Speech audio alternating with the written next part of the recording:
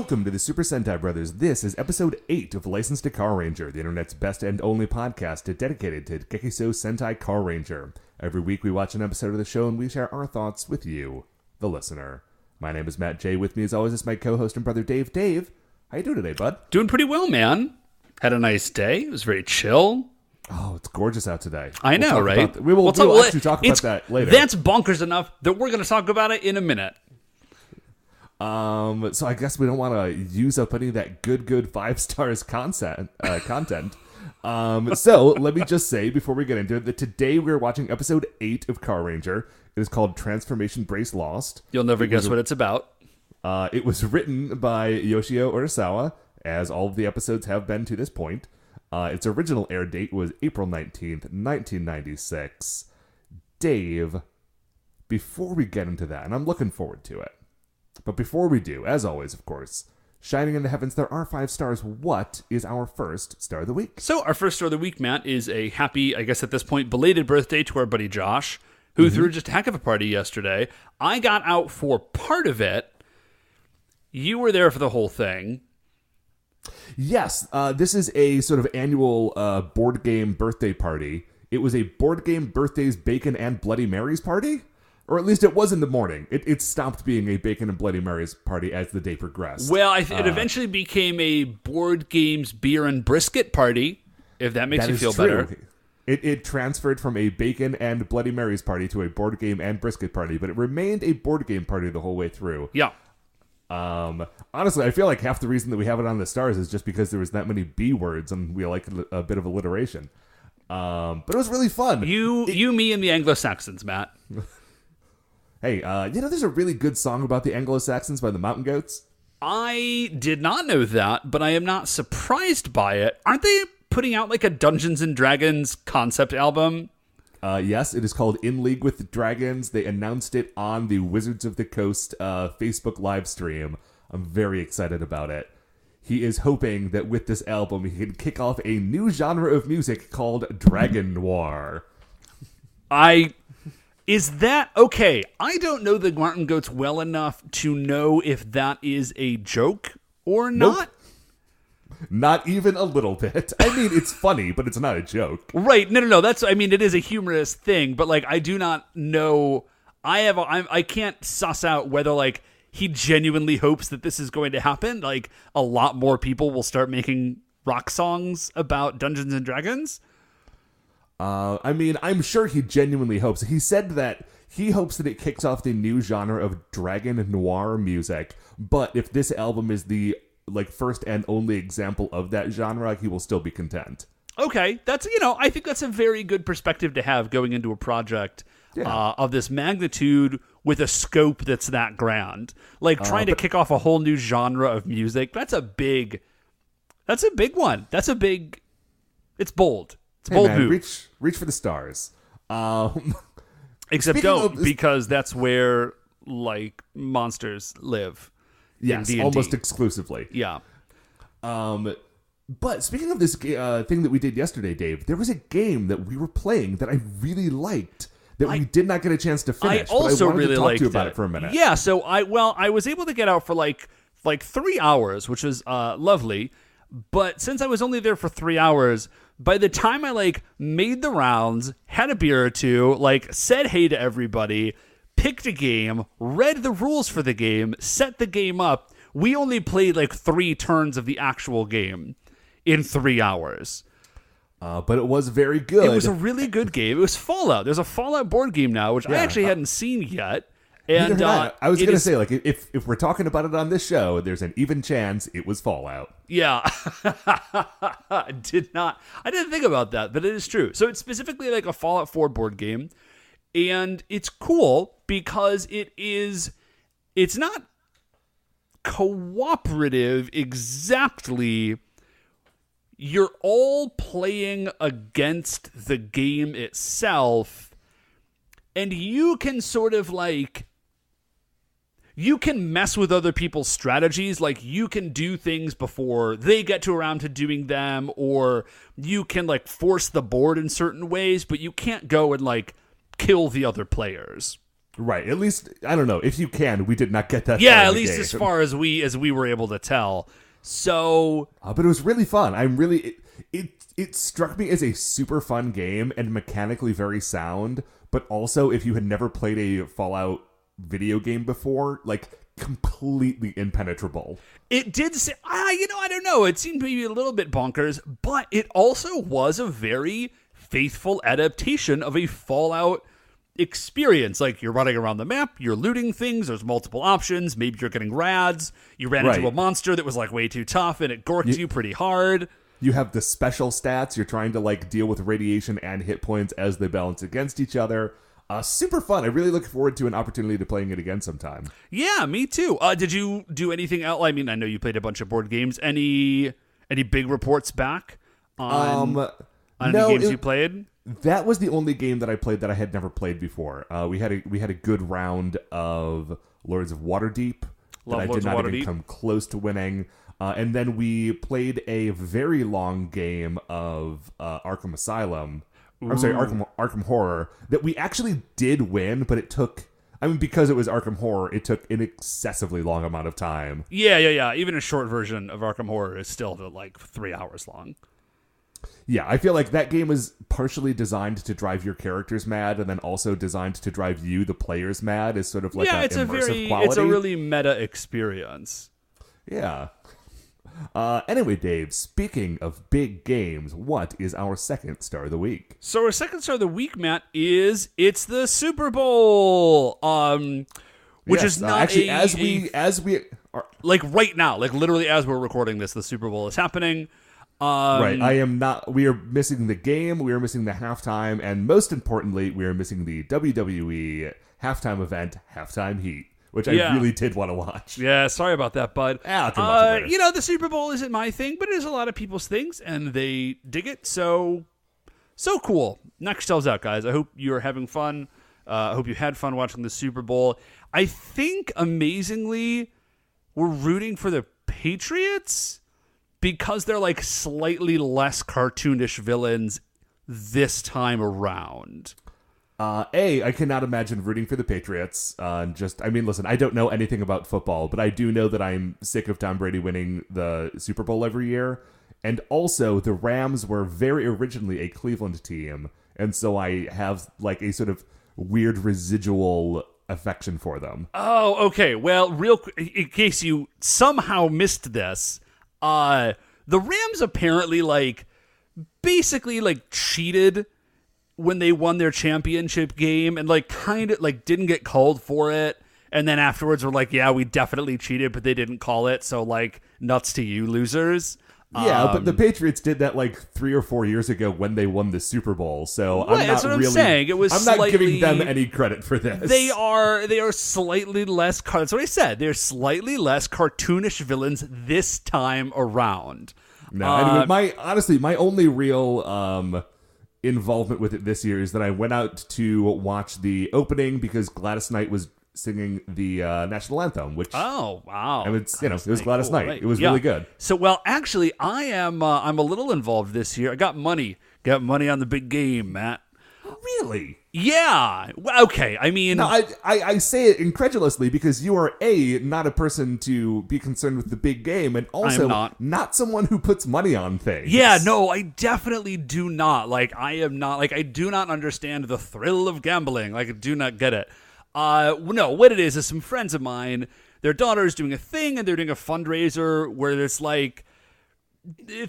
tickets are $20 and then you get a square on a board and then based on the score, the last digit of each team's and the score of the game, you can win part of the pot, basically. Okay. So this is a child's fundraiser? Yeah, this is a child's fundraiser for their they're doing a travel softball, I think. Okay, so this is the fundraiser for a child softball game that effectively puts the children in the position of being your bookie? I think the parents are the bookies and the kids are they're scrappy urchin youths that are running around with little slips of paper. That's them. And then there's a parent who's doing the actual bookieing. because man, fundraisers got wild, dude. It's probably illegal. I'm not actually totally sure. Like, I don't know. So, like, I know that you can't. Well, you can now gamble in Ohio, but for a very long time you couldn't. But like, if you were having a charity event, you could have like a charity casino and very definitely gamble. So, like, I don't know what the rules really are. And this is actually happening. This isn't even in a state that I'm in. These folks are from West Virginia. So this is like a multi-state. Cross-state lines. Right. There might be like there is no way this is on the level. So, yeah. So really all I care about is I am hoping that the final score, the Patriots have a score that ends in 7, and the Rams have a score, I'm looking at it, that ends in 3. So as long as those things hit, I'll be stoked about this year's Super Bowl. All right, the only other fun Super Bowl thing that I had to say was that when I was out today, I saw a bunch of people wearing Browns jerseys, and I was like, guys, you have to know that we're not in the game, right? Like, oh yeah. Oh, actually, Matt, let's do this real quick. Let's do a couple of quick stingers, and then Mark can just sort of edit in whoever wins. So. Oh yeah. Right. So, teams, if you're listening to this show, I'd be really surprised, but glad to have you, and big congratulations to the Patriots.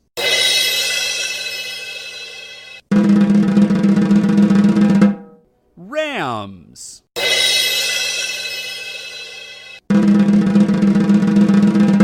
Browns?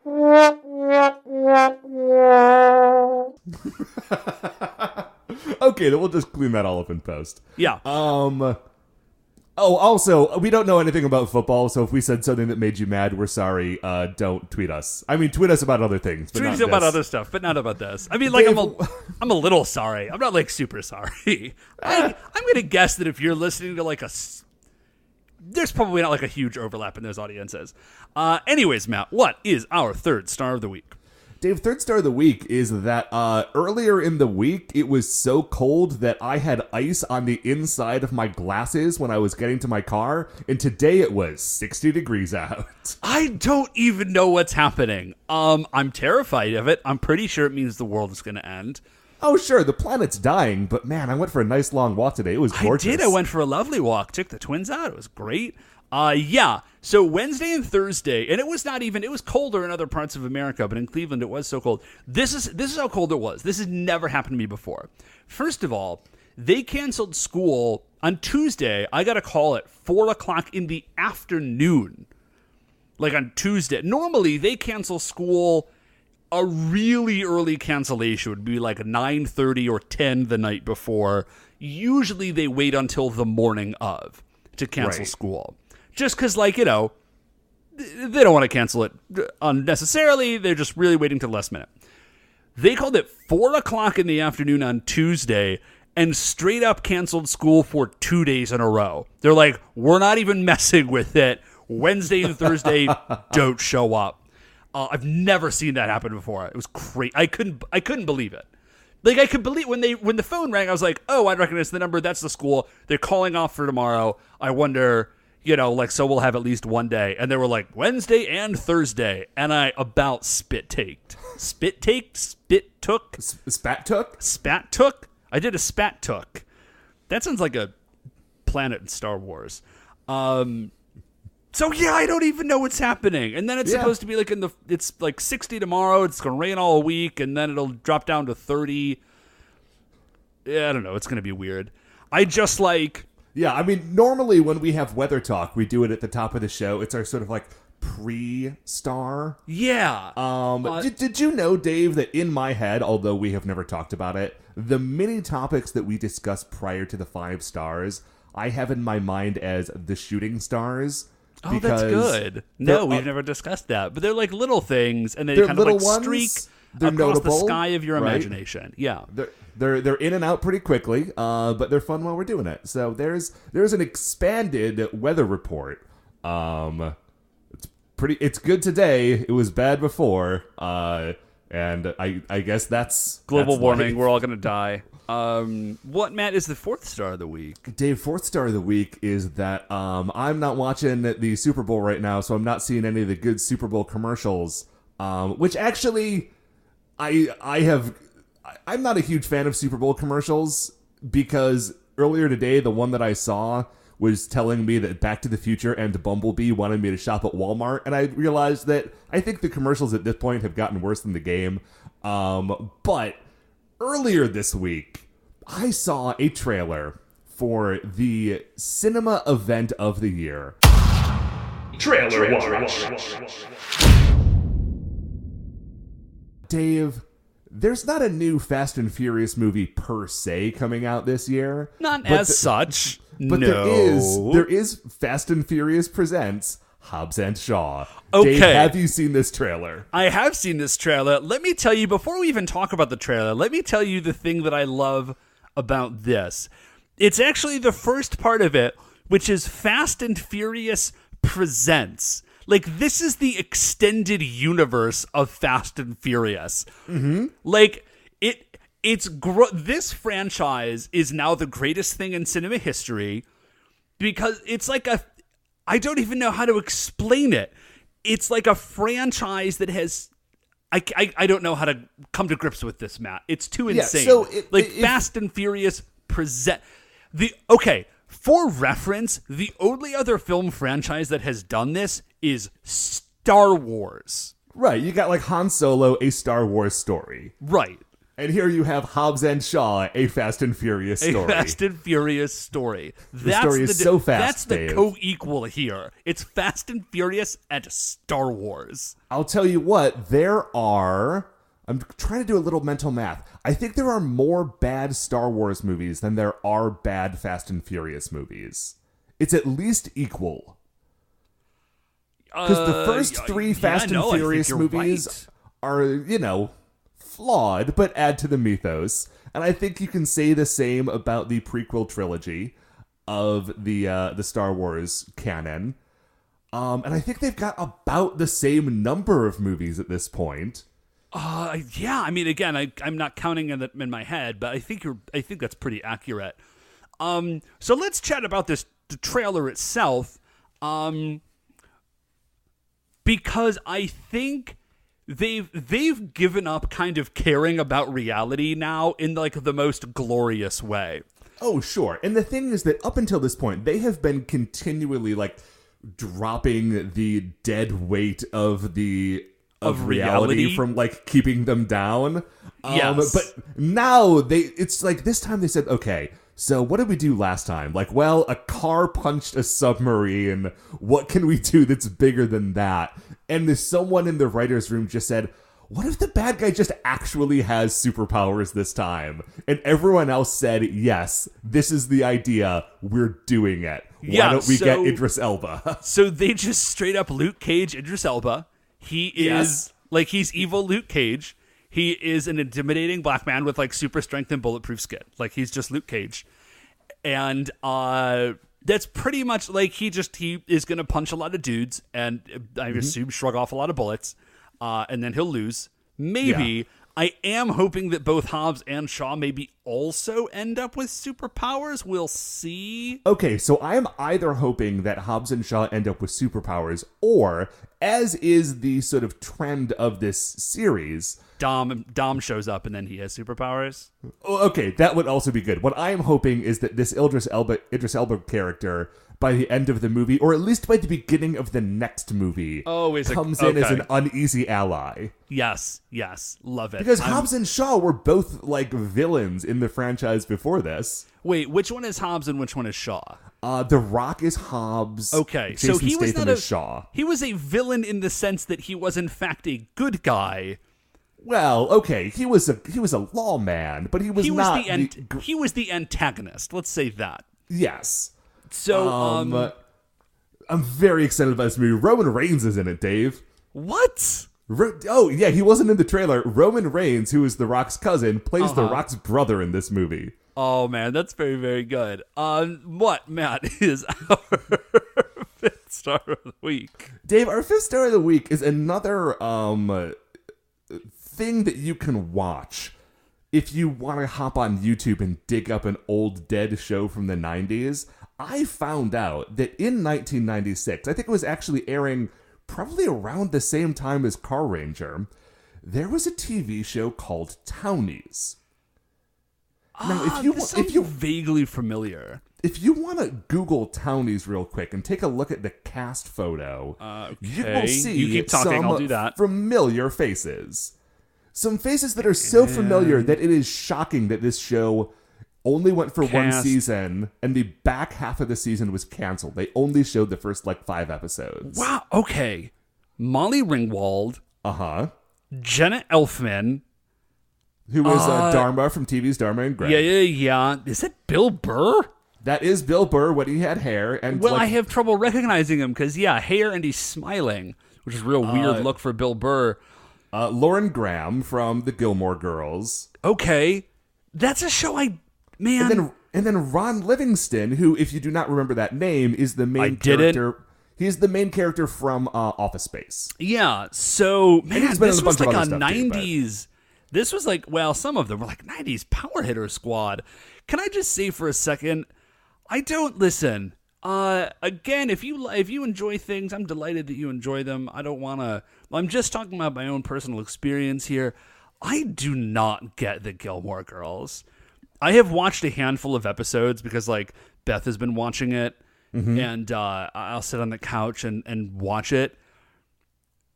I don't get it. But we have had this conversation before. I feel like this is a conversation that we should table until we have Mark on the show, because I know Mark is a Gilmore Girls guy. Yeah, that's fine. Again, if you love it, I'm not, love it. It's great.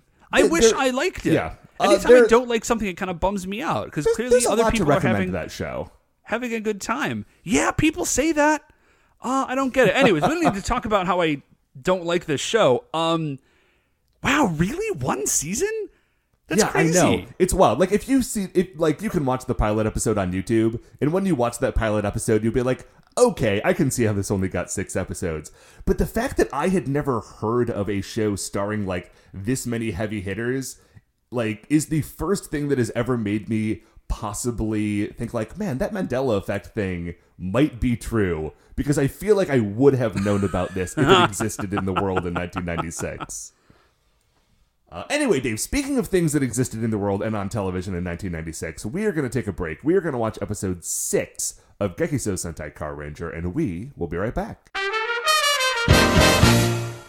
Okay, welcome back. So we have just finished watching episode 8, called Transformation Brace Lost. And that is what the episode is about. They nailed it. Yeah. Yep, that is... Yeah. I don't have any jokes about that. That's just literally, that is what the episode is about. There's a transformation brace, and it got lost. Now, they do get it back. They do get it back. So they don't tell you the whole story, at least. Yeah, I mean, I guess naming your episode Transformation Brace Lost and Found would be, A, kind of a mouthful, and B, maybe a spoiler? Anyway, so as we start off on the episode, we have Minrou, who is the green racer. He is the salesman for the Pegasus Garage, and this is a Minrou, spotlight episode. Yeah, this is our first... Well, yeah, I think it's kind of our first spotlight episode. No, last week was a spotlight episode for Naoki. Oh, yeah, that's true. Okay, although I think this episode succeeds more in being a spotlight episode because... Yeah, I don't feel like we learned a lot about Naoki last episode, whereas this one, Saizo makes Not Saizo. Saizo, Minrou. Yeah. Makes significant jumps. So we start off the episode... Wait, hold on a second. How many seasons ago was Saizo? Saizo was Carranger. Oh, yeah. Shohei. Sorry. Shohei last year's.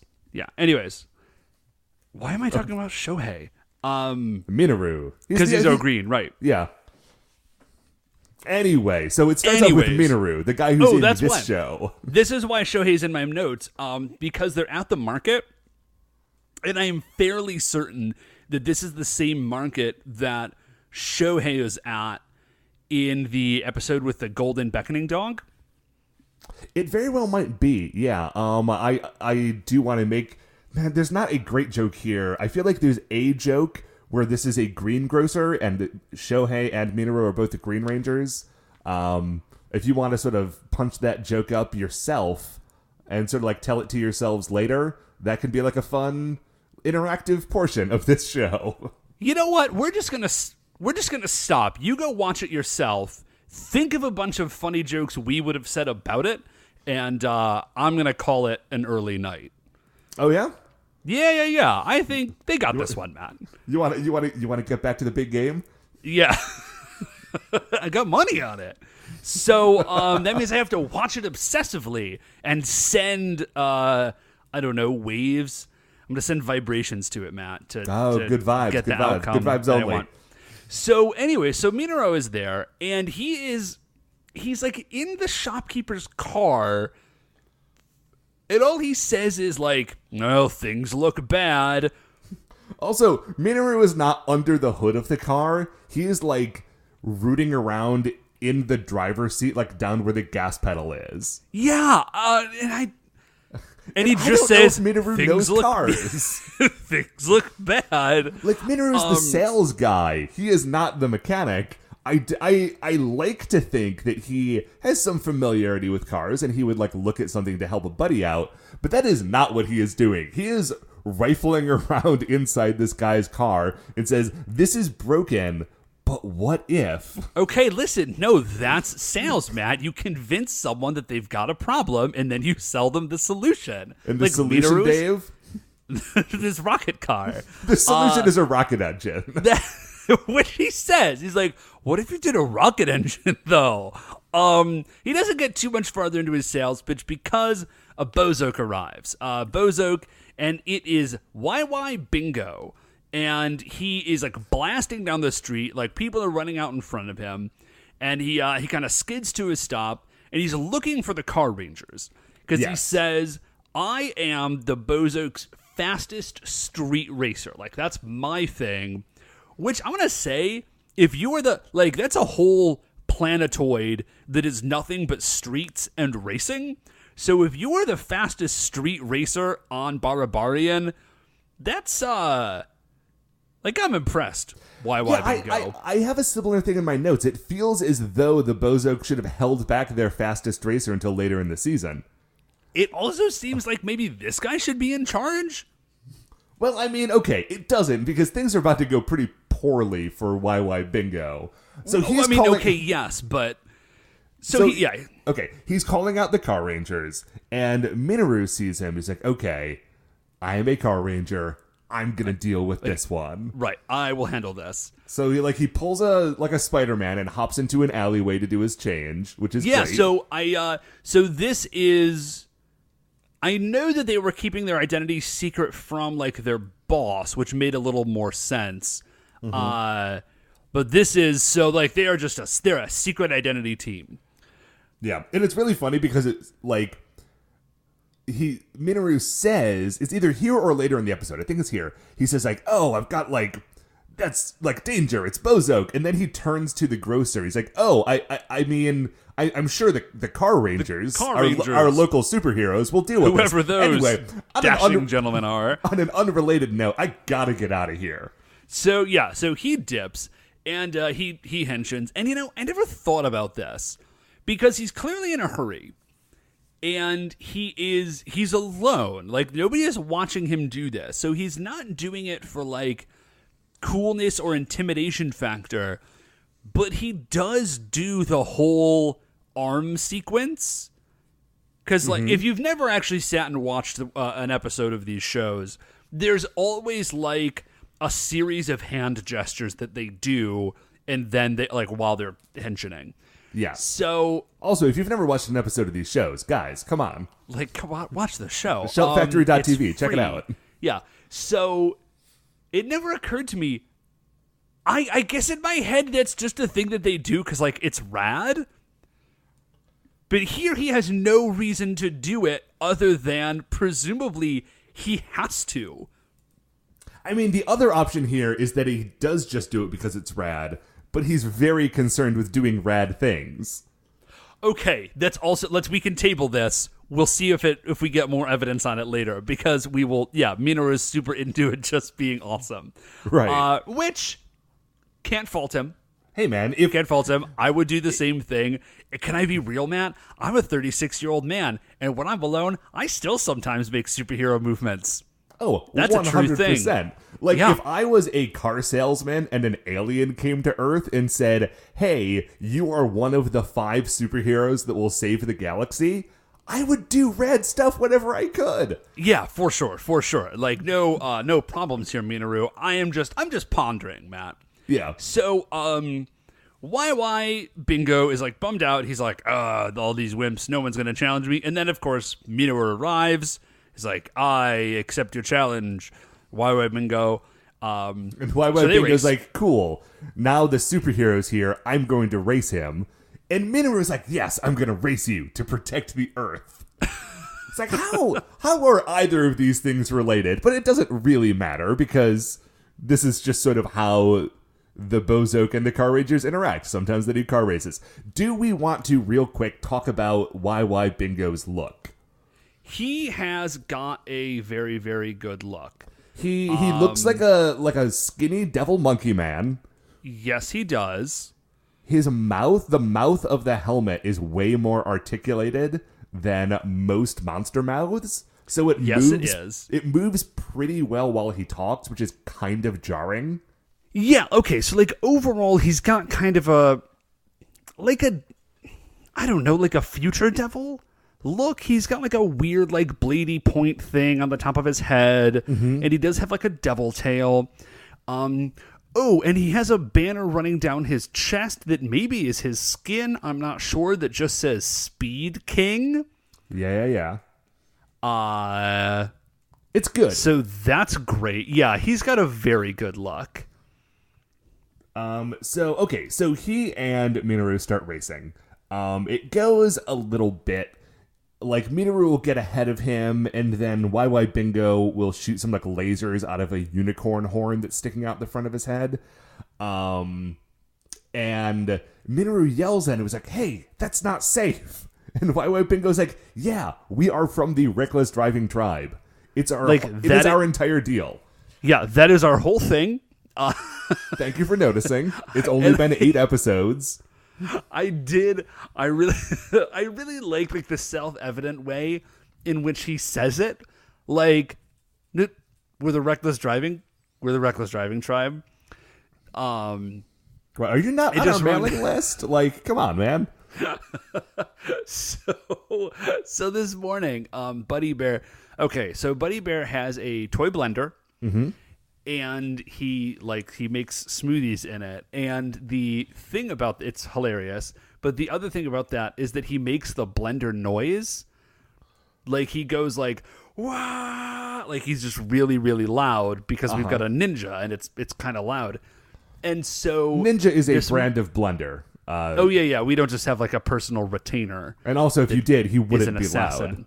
Right. And that's like a whole thing. So but it's got like a latch on lid, so like he can like hold the real one, like he can hold the Ninja. It's not gonna like hurt him. So the cabinet was open because I was like putting some stuff away, and he's got the blender, like the real one, and he's being super loud. It's fairly early in the morning. I'm like, Bud, can you just be, can you kind of be quiet? And he looks up and he's like, oh, blender noise. As though he's like, I'm not being loud randomly, Abba. Like, I'm doing the blender noise. Like, right. Come on. Get with the program here. I just had to look at him. It's like, well, proceed, I guess. So anyways, yeah, so he's like, Reckless Driving Tribe. And he's like, oh, yeah, right. Yeah, so not being dangerous randomly. It is part of our brand. And then right after that, there is a road barrier that is on the road that they're on, and Minrou's like, oh man, a road barrier, and he like slows down, and he's in like his racer machine. It's kind of like a go-kart. It's very agile, and he manages to sort of like drift between these barriers. The reckless driver Well, he drives recklessly, Yeah. and he crashes into those barriers, and he dies. Yes, it's very weird that this episode starts with a monster from space recklessly driving and dying in a car accident. Now, you can frame that differently. You can say that Minrou, able to, through the power of his racing, defeat a monster, but it's weird. It's a weird start. It's an odd beginning to this. Although, I did really like that this episode begins with, Minrou on his own. There's a problem, I'm gonna deal with it, and he does. He succeeds. Yeah, this is not now, I mean, obviously there are repercussions that we're going to see, but he just does it. We don't get to see that a lot. Oftentimes we'll see a ranger will be like, oh, I'll deal with it on my own, and they'll do the first part of it, or they'll kind of get things rolling. This is just, top to bottom. Minrou just handles this one. Yeah, this is not a swerve. YY Bingo is gone. Oh, yeah. That's a good point to make, Matt. The next scene is not going to have YY Bingo showing up and oh, that was a bad car accident. It's over for him. Okay, so Minrou is very proud of himself. He sort of skids his speeder machine to a stop, and he hops out, and he's like, yeah, I did it. And he does this action pose. And he's like, justice will always prevail. And then he untransforms, and he's like, dude, that was great. I crushed it. I am so cool. Oh, man, I nailed it. It's in fact. Was that the best way to pose? He's like, does that pose need some work? He's like, justice will prevail. That was a great line. I liked the pose. I'm going to practice it a few times because that's going to be my move from now on. Is whenever I win, I'm going to shout, justice will prevail. And I'll throw my arm up in the air in a very cool way. So he does. He practices it a few times. Yeah. Just to make sure he's really got the action down, so next time it'll feel more natural. Right. It's all about muscle memory with those victory poses. Now, the problem is as he's doing this, he sort of he throws one arm up, and he doesn't notice, but his Accel Charger flies off of his wrist. How one wouldn't notice that, I don't know, but he doesn't. So we go from there to Barbarian. And Zonat rushes into the BB saloon, and she's like, President Gaimano, I'm being haunted by the ghost of YY Bingo. This is terrible. Right. And Gaimano sort of brushes her off, yeah, whatever, that is impossible. Ghosts aren't real. That would be weird. Car magic and space monsters are real, but ghosts are not. Yeah, and then someone that looks very much like YY Bingo rolls in, and President Ganamo flips out because now he does accept the reality of ghosts. And it turns out, though, it's not. It's not YY Bingo. It is his brother, YY Gonza, who is now the fastest. He was number 2. Now he is the fastest racer. Yes, and YY Gonza looks like they took the YY Bingo costume and repainted it, because I'm sure that is just what they did. That is definitely what they did. His weird blade horn on the top of his head goes up instead of down now, or maybe it goes down instead of up, but it flips. And so YY Gonza says, I demand revenge. Minrou, Green Racer killed my brother. I demand revenge. I'm going to go down to Earth and I'm going to get it. Grotch says, ooh, take some of this Emo Yokon in case you need to get big. Gonza's like, no, I'm the fastest racer here. I don't need your Emo Yokon. I'm going to defeat him with racing, and I do not need your stupid Emo Yokon. So he leaves. Then we get a moment that made me feel real weird about this whole episode and its outcome, which is YY Gonza goes and places flowers at his brother's grave.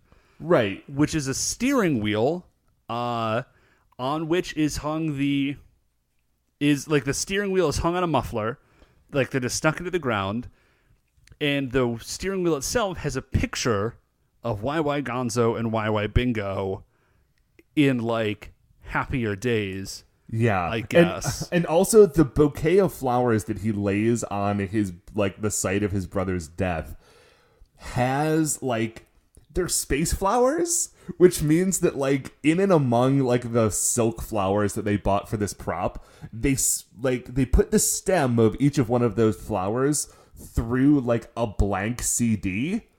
And yeah, so it's there's just, rad. like, this weird, like flowers plus CD, like, iridescence.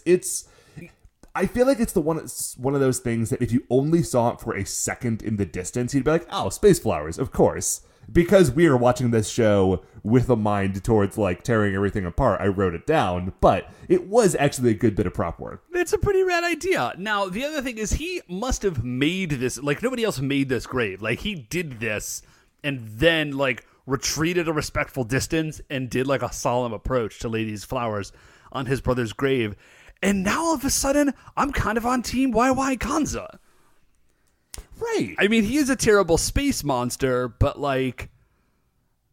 Yeah, now, this is not the same as the Cactus Brothers from Jetman, right? Like, these dudes, there is not a face turn coming here. These guys are still both bad, but it is interesting to see them as, like, characters and people that are not just a monster.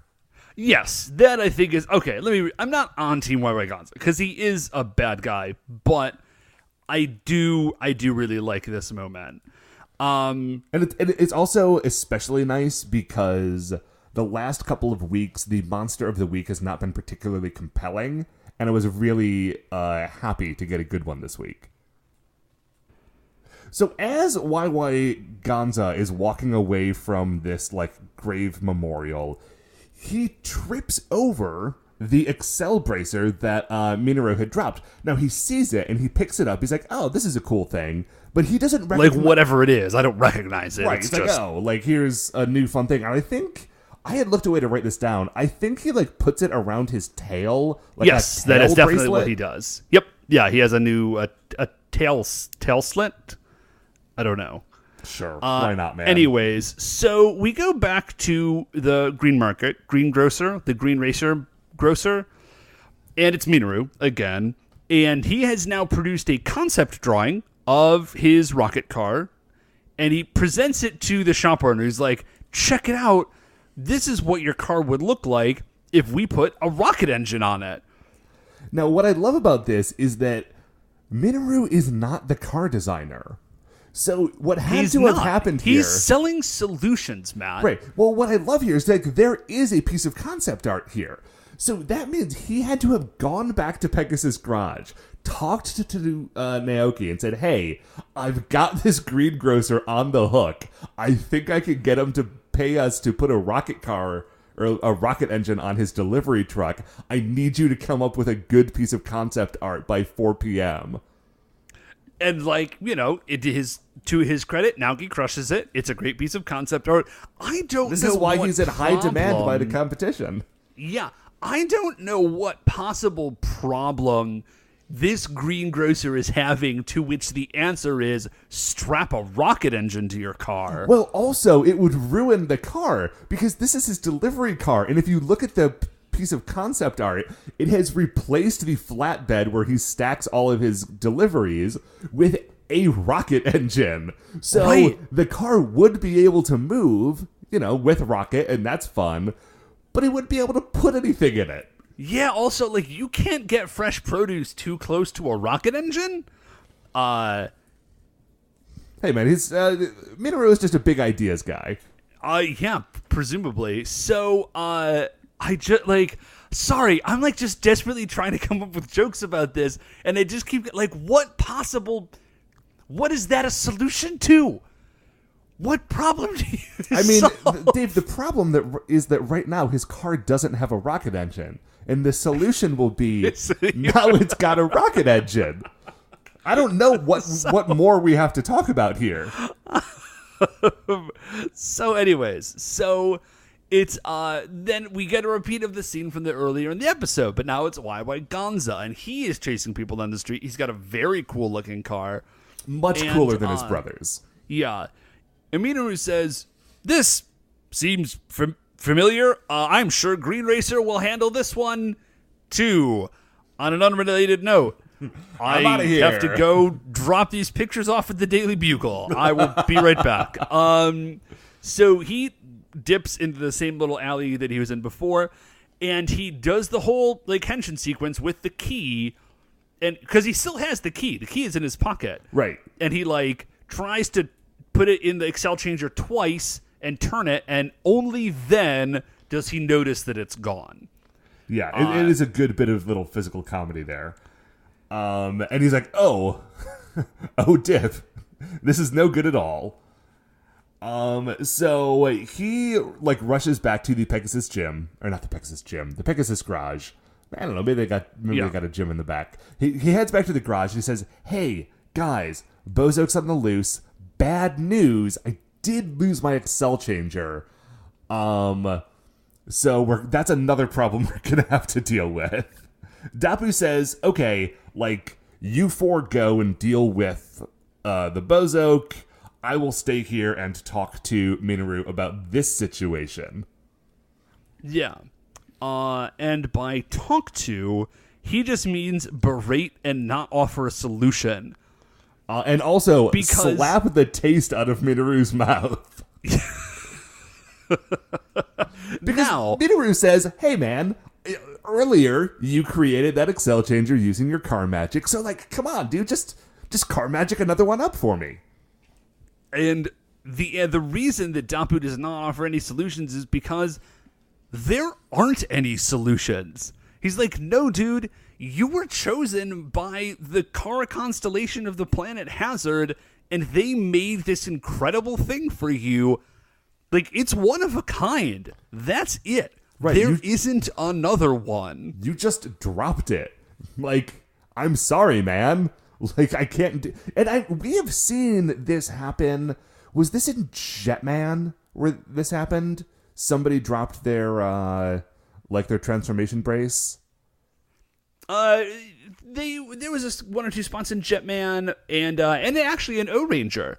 They lose their transformation braces, and the Chief just makes new ones. Like, he just goes back to the lab and, like, builds a new one because he built the first ones. No, I thought he wasn't able to. I thought he said, like, they were built with, like, proprietary technology that he couldn't just make a new one of. And it doesn't really matter. I forget. The Chief definitely does at some point show up. The O-Ranger Chief does just show up with, like, a briefcase full of new changers, so... In any case, this is something we've seen before, but it is not working out super well for Minrou in this episode. Yeah. So Minrou is like... He's very down he's on crushed. himself. Also, Yeah. it's kind of bad because Dapu's face is largely emotionless because it is a rubber face. And so it is really unable to, like, fully capture the gravity of the situation. Yeah, He just, and like like, Minrou's sadly just shakes like, his well, I big don't. rubber head. So, okay, so we go from there, and YY Gonza is just like trying to run people down basically while he's calling out the Green Racer. He's like, I see you guys are all here. I'm not actually super interested. It's Green Racer that I want. He's the one that killed my brother. And they're just sort of trying to save people. Then he gets out of the car. They start to fight a little bit. And Naoki is like about to spill the beans. He's like, where's the green? Because YY Gonza is like, where's the Green Racer? And Naoki like pauses, puts his hand together, like does a little bow, and is about to say like, oh, terribly sorry, Green Racer can't make it because he doesn't have his Accel Changer and therefore can no longer be a superhero. Yeah, and Yoko just pops over. He's like, hey, no, shut up. We don't have to tell him that. Like, this is not a situation in which you need to be polite and honest with the enemy. That is valuable information that you should probably keep to yourself. At this point, Minrou has been, like, really sulking back at the base. And he's like, man, like, I can't believe that I was just trying to look cool, and I dropped this thing, and I don't think I'm qualified to be a Carranger anymore. Like, this is a real, like, black mark on my permanent record. But eventually, he gets himself psyched out. He's like, even though what I did was unforgivable, like, I have to face the reality of the situation and deal with this and, like, face facts. And so I'm going to go deal with this whether or not I have my superpowers. And you know I love that every time. Yes. He's like, no matter what, I am the Green Racer of the Gekisou Sentai Carranger, and like, I am going to go do this. And he does, man. Like, he just... Yeah, like before he leaves the garage, apparently he grabs the largest wrench that they have and just rolls out and is like, hey, I know you're looking for the Green Racer. He's not here. I'm ordinary citizen Minrou, and I'm here to beat you up with a wrench. And he just goes for it.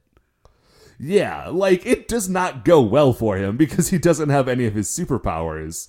But, like, he's running in, and Kyosuke is like, dude, you should not be doing this. You are in huge danger. But, like, Dapu shows up, and as they're all talking, it becomes clear to Kyosuke and everybody else that, like, even though this is not a good, like, plan, like, it is something that Minrou has to do. He has to prove to himself, he has to prove to everyone else that, like, he is worthy of being part of this team, even though he screwed up earlier. And, like, he just runs in and gets the, like... He just gets the snot kicked out of him. Right. Like he this is not a team in which, like, everyone is already, like, a mighty warrior and they have superpowers when they are not henshin. Like, maybe they'll get there, but they are not there yet. YY Gonza just, like, he, like, takes Minaru's butt, puts it on a platter, and carefully serves it back to him. Right, like, at the beginning of this fight, all of Minaru's blood is inside of his body. At the end of his fight, that is no longer the case. Yeah. Also, Matt, this is, like, a weird take, and it's only going to matter to a handful of people, but we've got a lot of, like, fake close-up face shots of Minaru in this episode, and I propose to you that Minrou is Japanese Cody. Like our friend Cody, like the only Cody we know. Oh, yeah, there is a certain resemblance. Like, take a look at Minrou, and then, like, imagine if Cody were Japanese. There's a striking resemblance. Anyways, there's a great moment where after, like, a particularly heinous shot, Minrou gets back up and drops the "Is that all you've got?" and then jumps back in, which is rad. Once Minrou conclusively and decisively loses the fight, like, once he is out of the fight, then the Rangers re-enter. Yeah, they're like, okay, he, like, anything that he has tried to prove, he has done everything that he can. There is no more proving to himself or either of us. So, like, now we can actually get back into this fight. Right. Minrou won't mind. He is unconscious at the bottom of a pile of boxes. Right. So they do that, and they immediately destroy YY Kanza. Like, they just all pull out their super guns and shoot him a punch, and that is the end of that. Right. Because he is the fastest racer. He is not the best fighter. Yeah, so, they just blast the bejesus out of YY Gonza. And when that happens, like, he's on the ropes, and then Zelmoda shows up. And Inventor Grotch. Zelmoda, like, runs interference for a second. Inventor Grotch is like, here, take this Emo Yokon. Like, you get giant. And now, all of a sudden, YY Gonza's like, ooh, no, turned that down before. Maybe I was a little bit hasty. Let me get that delicious sweet potato snack. Looks so good. So he eats that, and he grows. But when he grows, the Accel Charger falls off of his tail. Right. Like, his tail is too large now So and it just like popped the thing open. So yeah, conveniently, it does not land like directly on Minrou's head, but it lands close enough that as YY Gonza is beginning to rampage, like it kind of gets knocked over to where Minrou is. Yeah, Minrou, yeah, he's yeah. like slowly it like coming lands to up on like some consciousness. grating, right? So as like the Rangers are sort of like trying to deal with this, and YY Gonza is like stomping around. Eventually, Minrou gets his changer back. He's like, oh, the Accel Charger, and he like runs and grabs it, and he henshins. And then he runs out, and he's in his racer car, and he's like, YY Gonza, the Green Racer is back. Come get some. Now, it's a little bit weird, of course, because YY Gonza had originally wanted to drag race, but now is a giant. Right. Now, what is funny about his look that we did not previously mention is that YY Gonza has these weird blocky feet. And I could not figure out why on earth they had designed him with these like huge square feet until we get to this part of the episode. Because YY Gonza is now giant, and Minrou, as the Green Racer, is in his speeder machine and like driving around where YY Gonza is standing.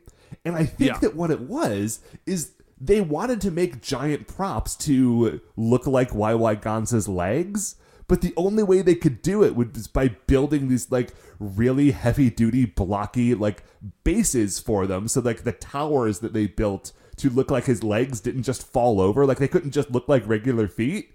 So because of that, earlier in the they episode, started with giant feet and reverse engineered to like tiny square feet. It's very good. And there's a couple of great shots, man, because like they didn't do it with forced perspective. They just built these very large feet. And what happened? So like Minrou, he sort of like drives around and he like blasts out underneath YY Gonza's giant feet, and then does like a really sick drift turn, and then drives towards YY Gonza and then launches missiles at him from his racer machine. Yeah, apparently Racer Machine got missils.